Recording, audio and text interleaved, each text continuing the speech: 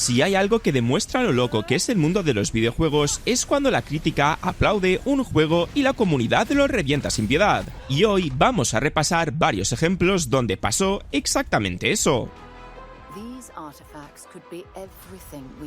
La prensa lo abrazó con un 83 en Metacritic porque, siendo sinceros, Bethesda juega en una liga donde el simple hecho de lanzar un universo entero ya genera respeto. Y claro, los análisis profesionales se fijaron mucho en la escala, en la ambición, en lo histórico de que por fin tuviéramos una nueva IP del estudio después de tantos años. Pero cuando llegó a manos del jugador medio, ahí empezó el terremoto. Lo que pasó con Starfield no es que sea un mal juego, es que mucha gente esperaba otra cosa. La prensa lo valoró como un RPG espacioso, grande, estable, con toneladas de misiones y un estilo Bethesda muy reconocible. Pero el jugador, sobre todo el que venía de hypear el tráiler del 2018 y toda la narrativa del Skyrim en el espacio, se encontró con un juego que no le ofrecía esa fantasía de libertad sin barreras, el uso constante de pantallas de carga, los planetas repetidos, la exploración más limitada de lo prometido. Fueron golpes que la crítica pasó más por alto, pero los jugadores no.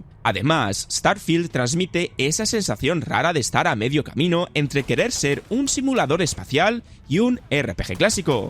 Y al final no llega al 100% en ninguno de los dos. La prensa, acostumbrada a analizar en base a estabilidad, contenido y dirección artística, vio un producto sólido. El jugador vio un juego que se sentía vacío en muchos momentos, donde el sistema de exploración parecía más un menú gigante que un universo entero. Luego está el sentimiento Bethesda. Los fans querían un salto evolutivo brutal, un motor renovado, sistemas modernos, y lo que encontraron fue una versión más seria de Fallout 4 con naves. Eso generó rechazo porque cuando un estudio promete el mayor juego de nuestra historia, el público se imagina algo que reinventa el género, no un RPG competente con toques espaciales.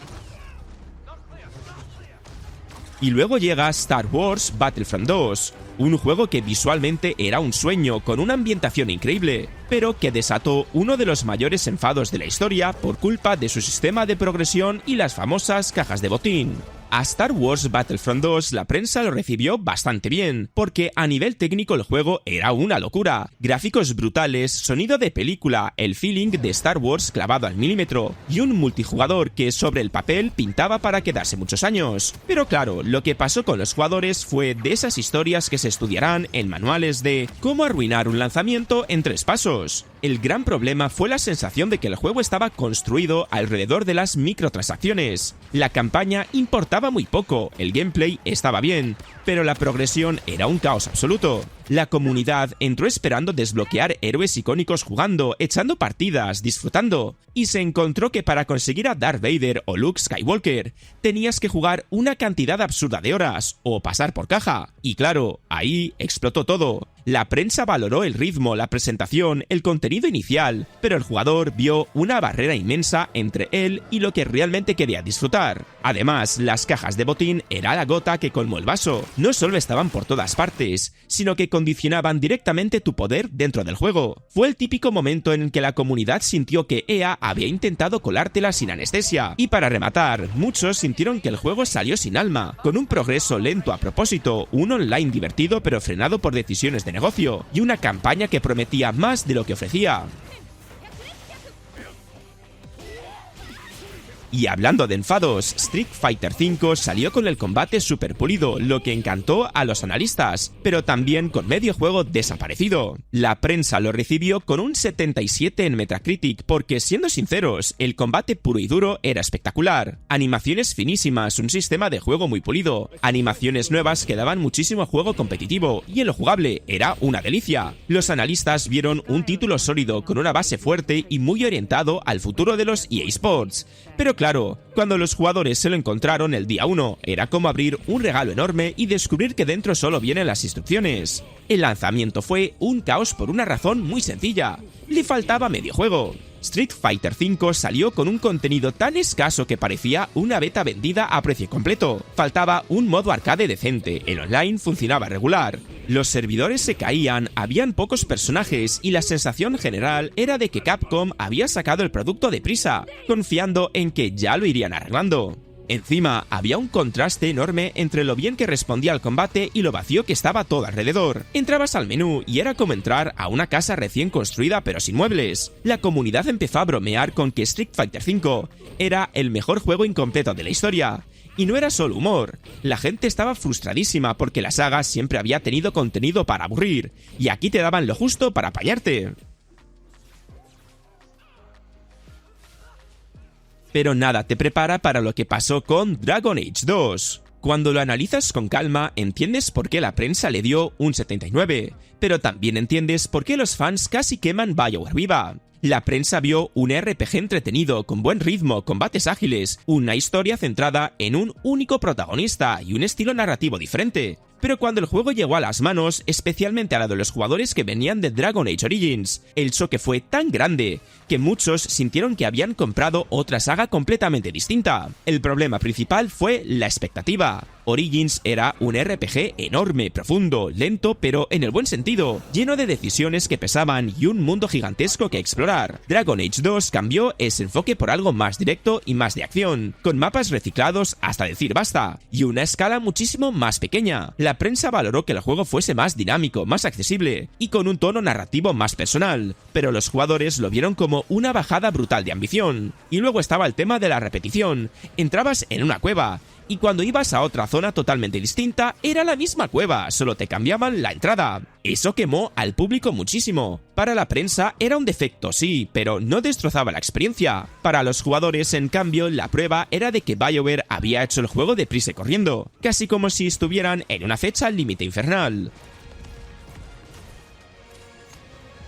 Con Overwatch 2 pasó algo parecido. La prensa valoró el shooter pulido y dinámico, pero los jugadores se sintieron muy traicionados. Los analistas lo recibieron con un 79 en Metacritic porque técnicamente el juego funcionaba. El cambio a 5 contra 5 lo hacía más dinámico, los héroes seguían siendo una pasada. El gameplay estaba pulido y Blizzard mantenía ese toque visual tan reconocible. Para un analista que se sienta, juega unas horas y evalúa el producto como shooter competitivo, Overwatch 2 era un buen juego. El problema es que para los jugadores no era un juego nuevo, era una promesa rota con pintura nueva por encima. La comunidad llevaba años esperando el famoso PvE, esa campaña cooperativa con progresión profunda, habilidades nuevas, cinemáticas y una narrativa grande que Blizzard había vendido como el motivo de que Overwatch 2 llegara a existir. Y cuando por fin salió, se dieron cuenta de que ese modo no estaba, directamente no existía como lo habían anunciado. Lo que había eran misiones sueltas, recortadas, muy lejos de aquella fantasía que los desarrolladores habían mostrado en la BlizzCon. Esa decepción sola ya encendió la mecha. Además, Overwatch 2 no se sentía realmente como una secuela, sino como un DLC a precio completo. Muchos héroes, mapas, animaciones y sonidos eran básicamente los mismos que Overwatch 1. Incluso los que defendían el cambio a 5 contra 5 admitían que el juego tenía menos modos, menos eventos iniciales y una estructura más pobre que su predecesor. Era como actualizar Overwatch 1 pero llamarlo Overwatch 2.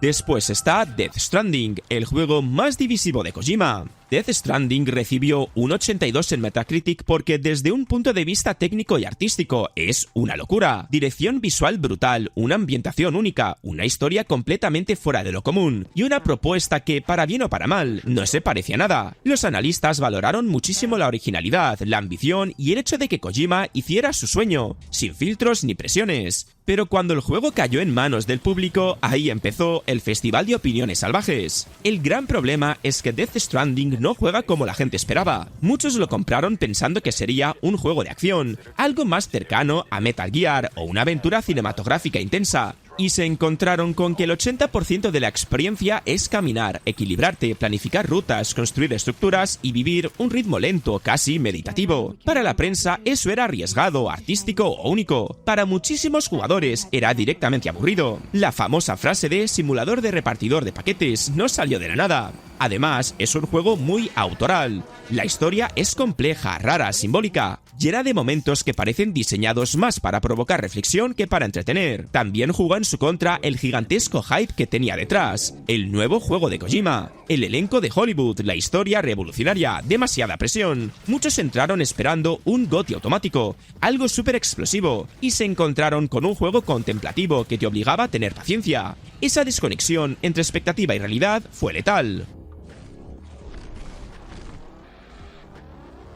DMC Devil May Cry siguió el mismo patrón, juegazo para la prensa, odio absoluto para los fans de la saga. Este es el ejemplo perfecto de cómo puedes hacer un buen juego con buena crítica, buen combate y una buena nota en Metacritic, un 86, porque siendo sinceros, jugablemente era una pasada, fluido, intuitivo, vistoso, con ese toque gamberro de Ninja Theory y un diseño de niveles súper creativo. Para alguien que lo analiza desde cero, sin nostalgia ni expectativas, DMC es un hack and slash muy sólido, pero para los jugadores, especialmente los veteranos de la saga, aquello fue un poco menos que un sacrilegio. El primer problema fue el cambio radical de tono y de identidad. Dante dejó de ser el personaje carismático, chulo pero entrañable que todos conocían, para convertirse en una versión edgy, moderna, casi paródica, que parecía sacada de un anuncio de bebidas energéticas. Para la prensa, esto era una reinterpretación atrevida. Para los fans, fue como si te cambian al protagonista de tu serie favorita y encima te dicen que te acostumbres. El mundo se veía diferente, más occidental, más estilizado, con ese rollo urbano y demonios que se salían de pantallas gigantes. A los analistas les pareció fresco.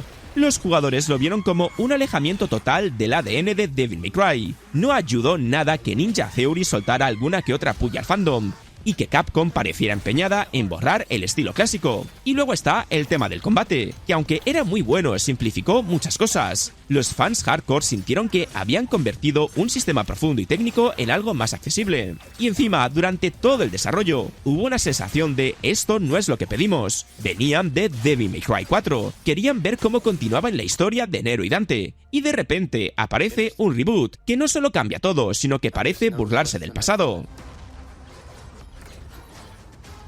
Algo similar ocurrió con Destiny 2, que para los analistas era lo que Destiny debía haber sido desde el principio, mientras que los jugadores hardcore lo vieron como un downgrade. A Destiny 2 le cayó un 85 en Metacritic porque sobre el papel era un shooter espectacular, un gameplay perfecto, gráficos increíbles, un diseño artístico que te deja loco, y una campaña que comparada con la del primero por fin tenía ritmo, cinemáticas y una historia más clara. Para un analista, Destiny 2 era literalmente lo que Destiny 1 prometió ser y nunca terminó de cumplir. Pero claro, cuando los jugadores se sentaron a jugar, ahí empezó todo el caos. El problema principal fue que Bungie simplificó demasiado. La prensa lo vio como más accesible, más directo, más amigable, pero los jugadores hardcore sintieron que les habrían arrancado el arma del juego. Todo estaba más limitado, menos razones para farmear, menos motivación para repetir actividades, menos profundidad en el sistema de loot. La comunidad entró emocionada y enseguida se dio cuenta de que se quedaban sin objetivos. Destiny 2 era divertido la primera semana y luego parecía quedarse vacío. Además, el sistema de recompensas fue uno de los mayores enfados. En Destiny 1 ganarte un arma legendaria era una historia épica. En Destiny 2 todo caía de forma más controlada, más ordenada, pero también más aburrida. Luego llegaron los problemas de contenido. Muchos sintieron que el endgame era flojo, que no había suficientes actividades duraderas y que el juego te empujaba a desconectarte una vez completabas lo básico. En un looter shooter eso es mortal. La comunidad esperaba un universo infinito de cosas por hacer y se encontró con un juego precioso pero corto de gasolina.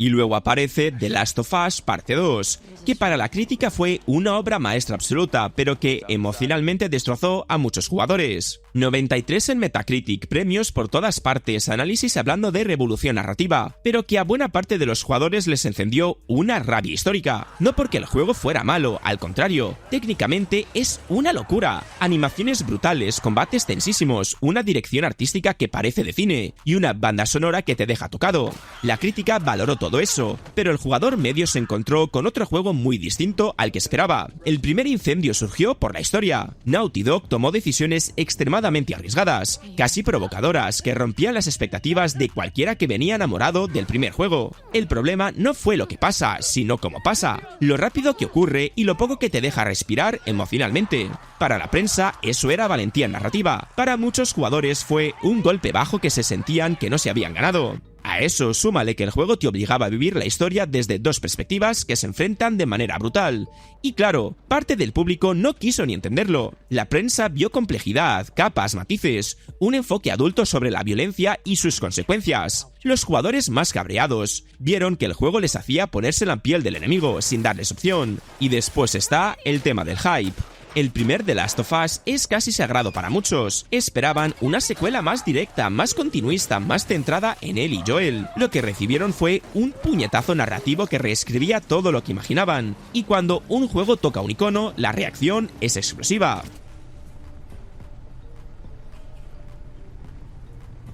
Y por último cerramos con Far Cry 2, un juego que la prensa adoró por su realismo, su fuego dinámico y su ambientación tremenda, pero que muchos jugadores sufrieron como si fuera un castigo. Far Cry 2 es uno de esos casos rarísimos donde la prensa vio una cosa y los jugadores vieron otra completamente distinta. La prensa le dio un 85 porque en su momento era un juego súper ambicioso. Mundo abierto enorme, una ambientación africana brutal, ciclos de día y noche realistas, juego dinámico que se extendía por la vegetación, todo muy innovador para el 2008. Para la crítica, aquello era un sandbox de supervivencia adelantado a su tiempo. Pero cuando la gente lo jugó, ahí empezó el drama. La comunidad entró pensando que sería un shooter épico a lo Far Cry, lleno de acción, momentos locos y libertad total para destrozarlo todo. Y se encontraron con un juego que te hacía sentir que estabas constantemente enfermo, agotado y con mala suerte. Lo primero que cabreó a todo el mundo fue la malaria. Cada cierto tiempo tu personaje se desplomaba y tenías que meterte pastillas como si fueras un simulador de visitas al hospital. Para la prensa eso era inmersión. Para los jugadores era un dolor de muelas que cortaba el ritmo cada 2×3. Otro punto que reventó a la comunidad fueron los puestos enemigos que reaparecían. Vaciabas un campamento, te ibas, volvías 10 minutos después y ¡pum! Todos los enemigos de vuelta como si nada. Y luego está el tema del realismo excesivo. Las armas se encasquillaban todo el rato, se oxidaban, se rompían. Y cuando estabas en mitad de una misión importante, eso pasaba de auténtico a me quiero arrancar los pelos. Y al final, todos estos casos nos recuerda algo muy simple. Un número en Metacritic no cuenta toda la historia. La prensa puede ver técnica, ambición y pulido, pero los jugadores viven la experiencia real con sus cabreos, sus decepciones y esas expectativas que ningún análisis puede medir. Y ojo, algunos de estos juegos no son malos juegos, al contrario, son buenos, pero algunos jugadores no se sintieron identificados. Así que cuéntame tú, ¿qué juego te hizo pensar? ¿Cómo puede tener esta nota tan alta? ¿O qué vio la crítica que yo no vi? Telo en comentarios, porque estos debates siempre se ponen muy buenos. Así que si te ha gustado el vídeo, dale al like, al hype y suscríbete si no lo estabas. Dicho esto, nos vemos en el próximo vídeo.